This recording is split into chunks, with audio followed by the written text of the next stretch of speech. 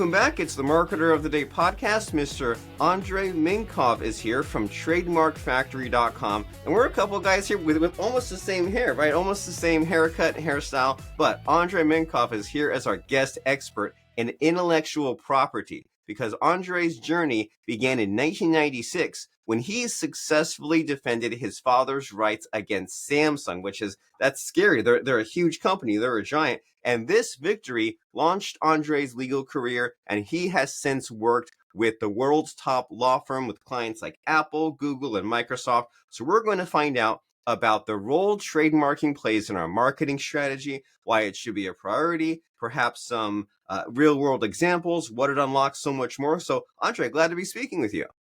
Amazing to be here with you. Excited for our conversation. And excited to be speaking with you because there's always this struggle, right, of taking the kind of the boring or the mundane or the scary or the technical or the legal and then bringing it to life, making it exciting. And whenever things like copyright law or trademarking comes up, like you can imagine, maybe some people's eyes glaze over. So what do you think we can do to wake people up and get them excited about this fast-paced world of trademarking? Very simple example. Apple's brand is worth over $300 billion, just the brand itself. The reason is they own it. If that doesn't sound sexy to people who listen to this, I don't know what will. But in all seriousness, look, law and intellectual property law in particular probably is not the sexiest of topics. I get that. Problem is, if you don't secure your brand, if you don't own your brand is not going to be worth much. So it's one of those things that you need to do. It's one of those things that you better have at least some understanding what this is about. And I'm excited to have this conversation with you in not legal terms and to make it as not as unboring as humanly possible. Because boring or not boring, again, if you want to be successful with your business, if you want to build a brand that's worth something, you might as well own it. So yeah, and there are many possibilities with this, right? Like there's the obvious is like, going after someone if they try to use your likeness or your company name or things like that. And then there's also like the upside of like the licensing factor, right? Like you watch Shark Tank and someone says, "Hey, I've got this patent, I've got something proprietary, and if you want to use this part of it, then like you have to pay me the licensing fee." So there's many possibilities, but just from like a bare basics fundamental viewpoint, what should we really know? If someone says, "Hey, Andrei, I don't know anything about intellectual property or trademarking, what should I know in order to catch me up?" All right. I'm trying to figure out where to start it from. So let's start with this. Without a trademark, you don't own your brand. There's all sorts of misconceptions and misunderstandings widely spread out there. But short and sweet of it, unless you've got a few extra $100,000 to throw around on litigation, without having your trademark registered, you don't own your brand. Nothing else works. Copyright doesn't work. Getting in a main name doesn't work. Putting up your social media profiles doesn't work. Setting up a company or an LLC doesn't work. The only way to legally own your brand is to get a trademark. That's the first thing. Second thing that everyone needs to know is that it's a long process. It takes about 1.5 years in the US, about 4 years in Canada. So if you're like, well, I might need it about 6 months from now, then you're at least a year too late, right? So that's another thing that most people don't realize. The third thing that a lot of them don't realize, is that trademarks are very specific type of IP law where you don't get a monopoly on the name or the logo or the tagline in vacuum. You get that monopoly for that image or word or phrase in connection with specific products and services that you're selling or planning to sell to the world. And that's why a lot of people complain, "Hey, how can you trademark a dictionary word?" Well, Apple did. It's probably not a more common dictionary word out there than Apple, and their brand is, like I said, is worth a few $1 billion, like 300 of them. That only works because Apple doesn't own the word Apple. they own the word Apple in connection with phones, with tablets, with software, and things like that, right? And that also means that this monopoly in connection with specific products and services goes beyond the identical brand. It also goes to similar brands. So when people say, well, you know what, trademarks, we can always overcome them by changing a letter or two, adding a Z instead of an S, or turning some letters into numbers, or just misspelling. That's not how trademarks work. That doesn't overcome someone else's prior brand. So all of that is kind of the quick and dirty 2-minute intro to trademarks. But really, the most important part, I guess, is this idea that if you are building a business, if you are promoting its brand, if you spend any time and money hoping that your brand is going to be more valuable 2-3 years from now, and if you're saying to yourself that trademark is not something you should be investing in, you're basically wasting your time and your money building a brand that you will not own. Okay, those are some great insights that we need to like protect our brand and build it and give it value. And if you're just leaving yourself defenseless, then that doesn't make any sense at all. And so it's good to have awareness of some of this so that way we can navigate. And it seems like there's like an offensive aspect to it of like, well, let me make sure that I'm not breaking the law, and then the defensive aspect, like let me make sure that I can protect myself. And over the years, I've registered 2 trademarks and kind of gone to the USPTO website and done a search just to be like, okay, well, if I'm naming this, is the name used? Is it taken? And usually it is. But then when I click through, like it's in some other category, like someone uses this as like a name for like apparel. And then if I say, well, I want to use this in the software category, like, okay, that's a thing that I can then do. And then, as you said, it's not instant. And then you have to pay like some kind of fee to get it established. And then every few years pay to keep it going as well. And so that's kind of great to know. And then there's also that kind of aspect there that you mentioned about I mean, I lost my train of thought there for a second there. But anyway, let's jump in. Maybe it'll come back to me. But let's jump in about the story that you had about kind of the genesis and your origin story of all this, because like you mentioned about protecting your father against Samsung. And like in college, I knew some kind of like pre-law friends who told these stories about like the submarine patents. I think like Hewlett Packard is big on them. Like they'll have all these patents, and then you think you're some innovator, and next thing you know, some big like giant company is coming out of nowhere and saying, "Hey, you need to shut this down, and you might owe us a bunch of money," which seems scary. So, what happened with Samsung and your father and that whole mess? All right, so this is when this is going back to when I was a law student back in Russia. So you can probably tell it from my name. I can also speak with a Russian accent when required. I don't do this very often, but sometimes just for fun. But anyway, Yeah. I was attending my first law school, and my dad, he was a famous composer in Russia. And one day he caught a radio station that took one of his songs. Actually, it was one of the songs that I used to sing with my dad on stage when I was like 7 years old, right? And he heard them take that song and turn that into an ad for Samsung uh, without his permission. And so he called the radio station, told them they couldn't do it. They told him to sit down, shut up, and be grateful that they were making his music more popular. And he wasn't having any of that.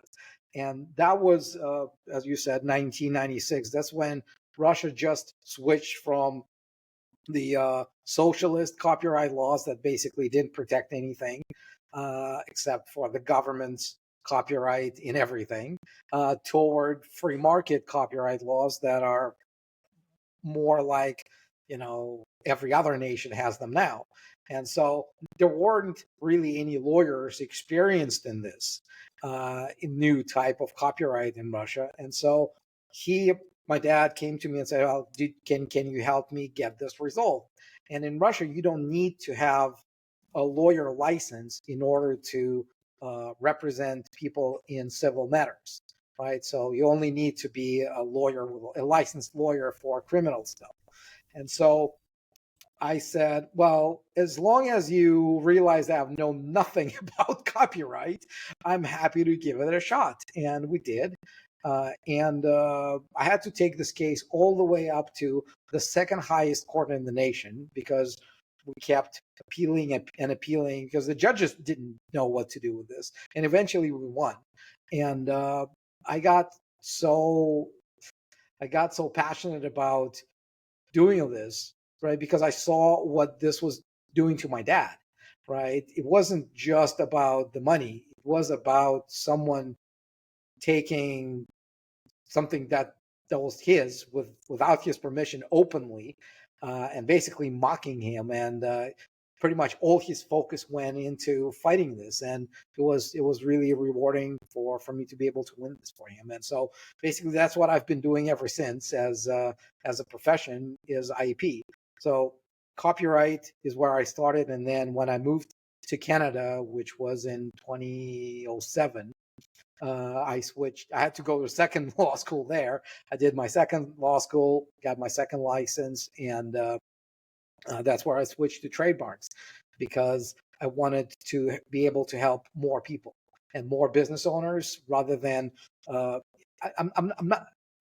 Litigation in Canada is very different from litigation in Russia, and so it wasn't my piece of it wasn't something I wanted to do, but I wanted to be able to help lots of businesses out there protect what's theirs, something that only exists because they created it. And that's how the switch to trademarks happened. Very nice. So you've seen some things, you've seen different countries, different set of rules, different ways of doing things.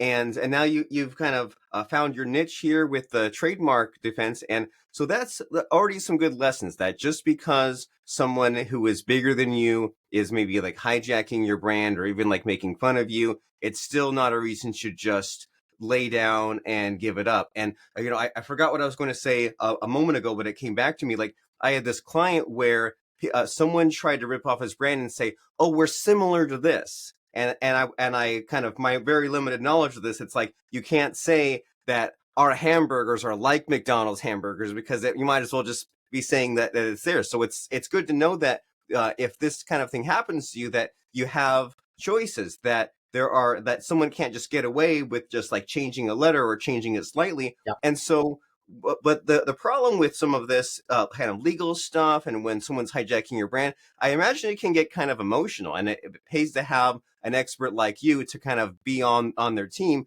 And so when someone comes to you and says, "Hey, I need help like clearing up this trademark issue," is there some kind of like emotional turmoil involved, or are they having like just trouble even dealing with that aspect? Absolutely. So the way we work, which is the big secret behind our 99.3% rate of success with trademark, which is phenomenally high compared to the industry average of 51%. First thing we do when someone becomes a client, we run a really thorough, comprehensive search with and provide a registrability assessment that goes beyond just similar trademarks. That also looks at a bunch of different things, right? When we do a search, it's usually like 5 or 6 searches looking for similar things, and oftentimes someone who was 100% certain that they have a unique brand, we tell them actually it's not, and it's painful. We hate to deliver the bad news, but really the good news about this is that they get to hear about it from us rather than from the lawyers of someone who had trademarked that brand before. And so it always gets emotional, right? Some people are like, it can't be and we show them like, look, this, and like, it's not similar enough. Well, it's similar enough for the courts. Like, do you want to take the risk? So that part is always emotional. The other part that's also emotional is when we finish the process, right? We file our trademark, we respond to any possible objections that the government may throw at us. Finally, they say yes, they issue a registration certificate. So what we do is, instead of sending you the PDF, we actually request a printed copy from our, on our dime. We put it in a custom frame, and we put that frame into a blue shiny envelope, and we mail it to people. And so that's the other very emotional moment for them. I've got a ton of people share this with me and said, I've never looked at this brand seriously until I was holding that frame certificate in my hands. This is that magical moment when something changes in people's minds, when they start taking their business and their brand seriously, because they realize that something that they've been working on for years is not just in their head, right? It's not just a dream. It's not just an idea. It's something tangible. And that, to me, that's a magical moment. Really, the reason we exist. I love that. Have that tangible item that you can be proud of and celebrate the small wins. And that's, I think, something that deserves some attention, because I know that when I was a teenager, I was afraid of being happy. And maybe you being from Russia, that's always the joke, right? That they're always depressed, that they don't want to get their expectations and hopes up. But I felt that way as a teenager. When something good happened, I thought to myself, like I shouldn't, I'm being like self-centered or like egocentric, but the hard work and the bad surprises and the setbacks, they're inevitable. So why not balance that out with some of the positivity and the achievements and celebrating your successes, such as getting this kind of trademark registered? And it's great to know that there's like the preemptiveness to it, right? That someone like there are these kind of like the legal websites available. You just fill in a form and they'll be happy to take your money, but then they won't do the kind of research that you're mentioning of saying like, well, is this even trademarkable? Has someone already beat you to it, or should you like change this? And then there's also, you mentioned like the kind of navigating the objections from the government just to get it there. So like, I'm sure some people have thought like, oh, can't I go to some cheap website, fill in a form? Well, you still have to pay the money, and I guess you're free to do that, but then it might not be the outcome that you get to. And so with all of these people that you've helped, registering the trademark and dealing with the various conflicts, like has anything surprised you, or has there been a kind of like unexpected detour in your journey? That's a great question. I mean, look, you're right. There's a ton of websites out there that promise to register your trademark in 5 minutes for $50, and that's ridiculous because, like I said, it takes over a year. There's a lot of back and forth between the applicant and the trademarks office. I don't know. So you said you filed some of the trademarks, right? But here's the thing: if your trademark went through without an objection, without an office action, and you filed it yourself, you're in 19% of applicants who file their trademark and it goes through without complications. Uh, it's really a low bet. It's a really high risk, and because it takes longer and longer to get your trademark examined and registered, the problem is not just the money that you're wasting on a failed application. That's not the problem. Right? Any business can survive a few $100s. The bigger problem is all this time that you're spending investing in a brand that might not end up being yours. And it's the flip side of that is that it's also the time that you may be building a case for someone who's going to sue you for you using their brand. And that's where the real risk is. That's where the real cost of trademarking is. Because again, it's more about how do you get it done right. And trademarks is one of those things that you very rarely get a second chance to do, right? Because in US there's 700,000 trademarks filed every year. That's like almost 2,000 every day, right? So chances are someone is filing a similar trademark, to yours, any given day, and that's where the biggest problem is. So you file your trademark incorrectly, it gets rejected a year from now. Between now and then, someone else will have file the trademark, maybe something similar, and if your trademark is killed, then their trademark will be in front of yours. So by the time you refile it a year from now, you're already second in line, right? And that's where the biggest risk is. And so the other thing you mentioned about the kind of David and Goliath, right? The little guy going against the big farm. This is actually another big misconception that most entrepreneurs have, that they think they need to become a certain size, before it's time for them to protect their brand. Like, hey, we got to make $5 million, or we got to make whatever. The bigger you are, the less you need intellectual property, because the more money you got, the more money you can spend on lawyers, the more money you can spend on advertising, the more money you can spend on, sending all sorts of paperwork, again, through lawyers, just make your life miserable.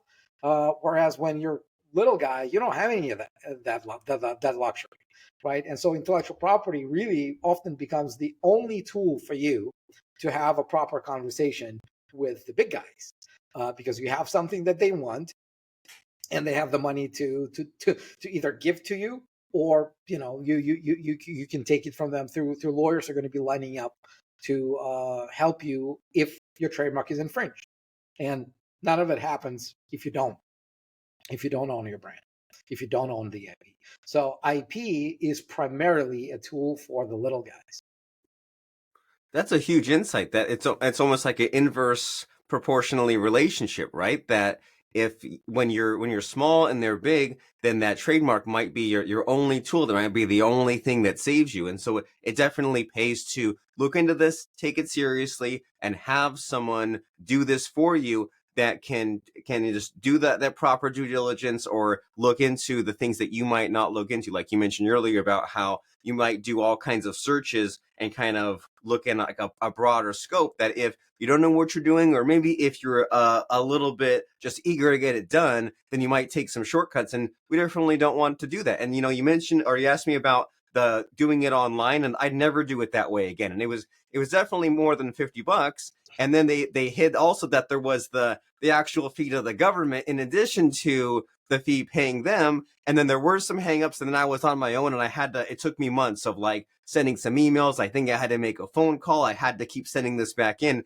And if only there was someone like you to say, hey, we'll shortcut all of that. We'll do it right the first time. We'll avoid all this stuff. I guess the reason why the websites are so popular is because someone says, oh, well, I can save some money. And you'd say, well, yeah, you save money, but what's the payoff for that if you end up getting sued, or you do it incorrectly and someone else gets in there? But just to kind of give you a kind of a tough loaded question, like about what is the price range if someone says, hey, what's the cost of doing this properly? Yeah, so look, we've got different packages. The one that is the most popular one, the one that everyone goes for, is called Guaranteed, where you basically get everything from start to finish with 100% money back guarantee if it doesn't go through. So that one is in US is $2,500 plus the government fees.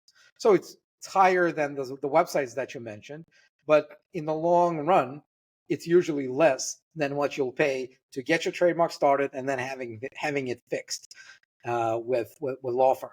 And I'm not.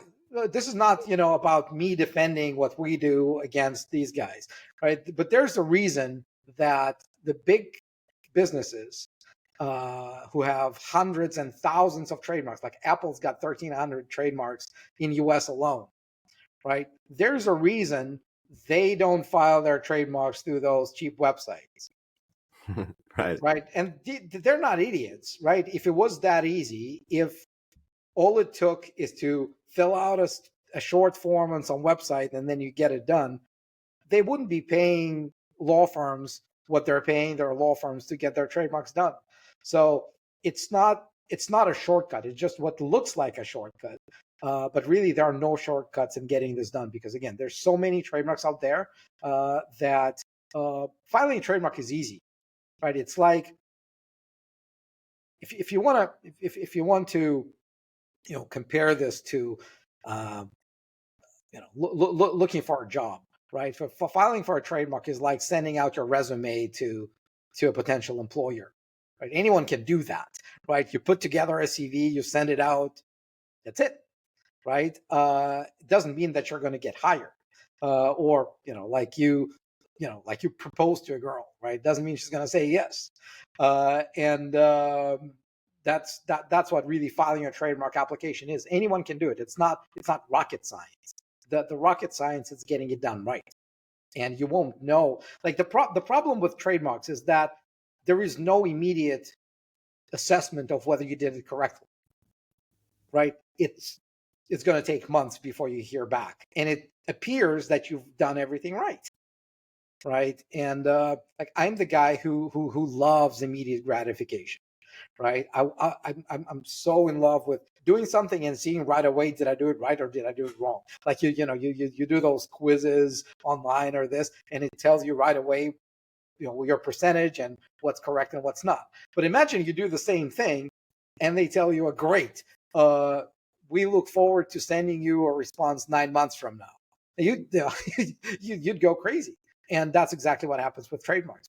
And oftentimes they come back and you've already forgotten what you've put in that application, because that's, as a business owner, it's not your responsibility to learn all the ins and outs of trademark law. Right? I'm sure that pretty much everyone who's smart enough to start and run a business can learn trademarks, but it's going to take you so much time that it's just not the best use of your time.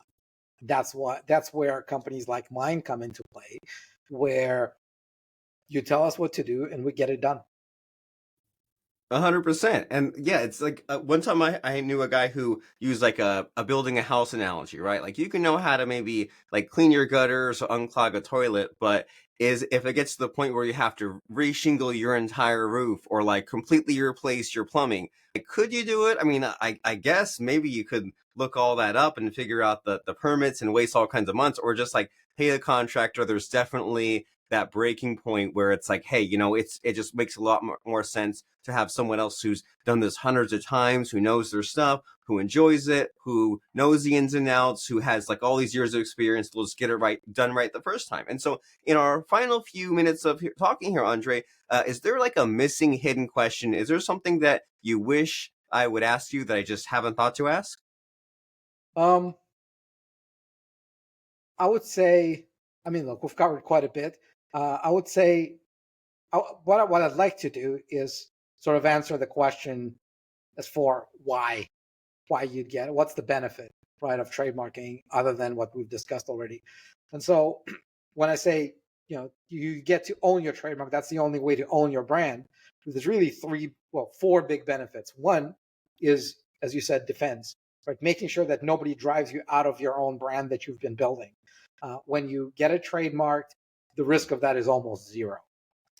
Second is it gives you the ammunition to go after someone else who may be taking advantage of your brand to sell their products and services competing with you.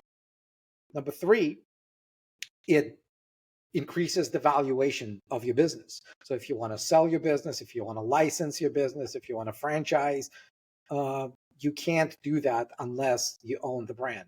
Your valuation is going to go to the toilet if it's not. You can't license it, you can't franchise it, because the reason they get a license from you is because you own the brand, and if you don't, what's there to license? And lastly, there are platforms now that only allow you to do certain things if you have a registered mark. Or at least an applied for trademark. Like TikTok, you can't advertise unless you have a trademark. With Amazon, you can't do a lot of things with their brand registry unless you have a filed trademark. So the world is opening up more and more to give some good stuff to people, to businesses that own their trademarks, and to look the other way, basically to shut the door in your face if you're a business that didn't bother to trademark your brand. Because here's the thing, whether it's $3,000 or $2,500 or whatever, it's not a prohibitive price to protect your brand. So the way that the world works is that they almost look at it as a litmus test. Is this business serious enough to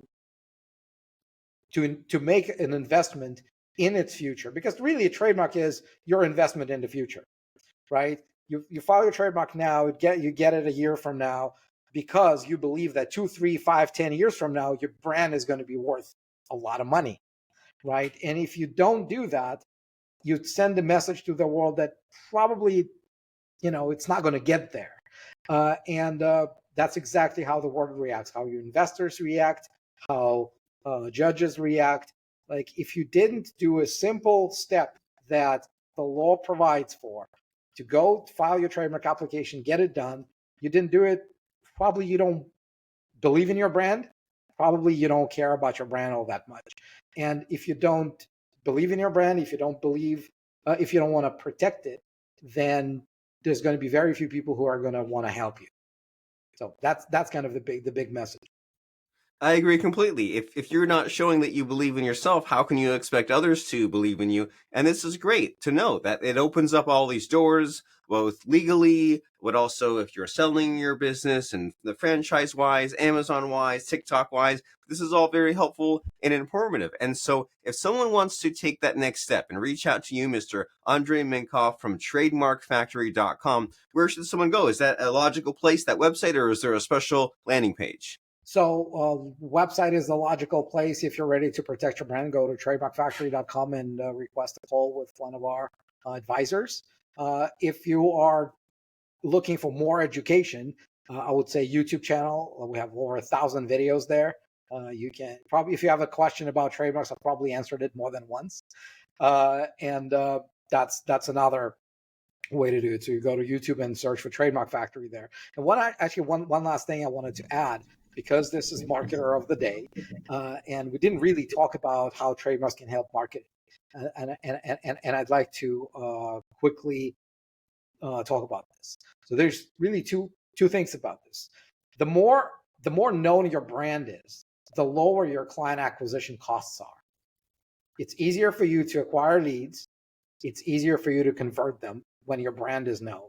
Your cost per click on Facebook or Google is going to be significantly lower when you have a brand that people know. When you have a brand that's not being infringed upon, right? That's a big deal. And also, there's a strategy, a marketing strategy around trademarks, because I'm sure you've heard it more than once. I'm probably sure you've taught it more than once, that there are Me Too businesses, Me Better businesses, and Me Only businesses, right? And it's very hard to compete when you're a Me Too business or Me Better business. But it becomes much easier to promote your services or your products when there's an only component to it. And sometimes it's hard to come up with a unique product or a service. But when you have a trademark over a name, it's easy to say, hey, we're the only accounting service that uses the IHNC formula to file your taxes. Right? It sounds smart already, right? Until you ask them, what does IHNC stand for? And it stands for I have no clue. But this is a joke. But really, this is a known marketing tool that if you can't come up with a unique product, you give it a unique name, and then you trademark that unique name, and then you promote the hell out of it by saying that you're the only one who uses this unique method to deliver, right? And the only way this method works is if you own the brand. So that's kind of the marketing advice that you get from trademarking expert, right? And so with that, as you said, trademarkfactory.com is probably the easiest place to go and find this. Very nice. And thank you for that bonus episode, right? It was like a mini episode within the episode. And they called it a blue ocean strategy, right? With this idea of what can you do and what do you have that's unique, proprietary, and stands out that way. You can accomplish amazing things and have less competition and not just be a commodity and not just compare yourself to others. And so there's so many benefits of having a trademark, but it's one thing to have an idea and to have this aha saying I need to do it, but it's yet another to have Andrei and his team at Trademark Factory to look into this for you and do this for you. So it's time to go to trademarkfactory.com. And as someone's going there, Andrei, and we're wrapping up our conversation, it's time to stump you a little bit and put you on the spot. You're a man of many travels, right? You worked in Russia, you worked in Canada. I know you're a fan of Rich Dad, Poor Dad. You've accomplished all these amazing things legally. And so with all of your experience, all your expertise, I like to get people's quotes or lessons. And so is there just like one particular quote or lesson that has helped you that can help us that comes to mind? What do you say? Um, there's so many of them that come to mind. Oh my God. But the one that was very important to me in the last year, I guess, came from Alex Hermosi, and goes something similar to this. If you're working hard every weekday on your business, and you're working very hard every weekend on your business, and your business is not growing, you're working on the wrong thing.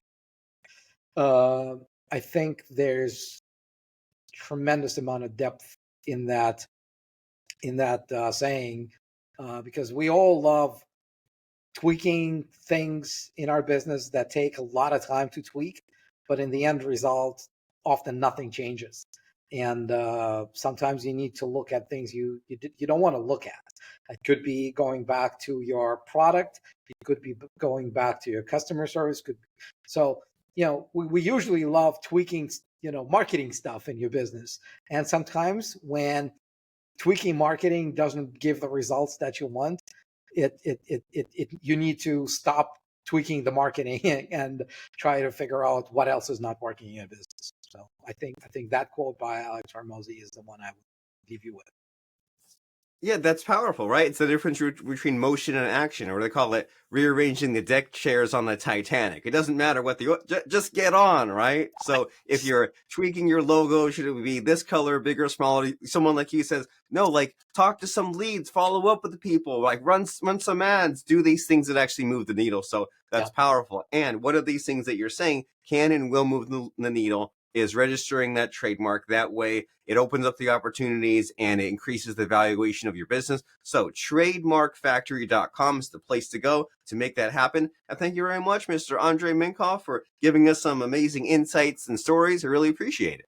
Thanks for having me.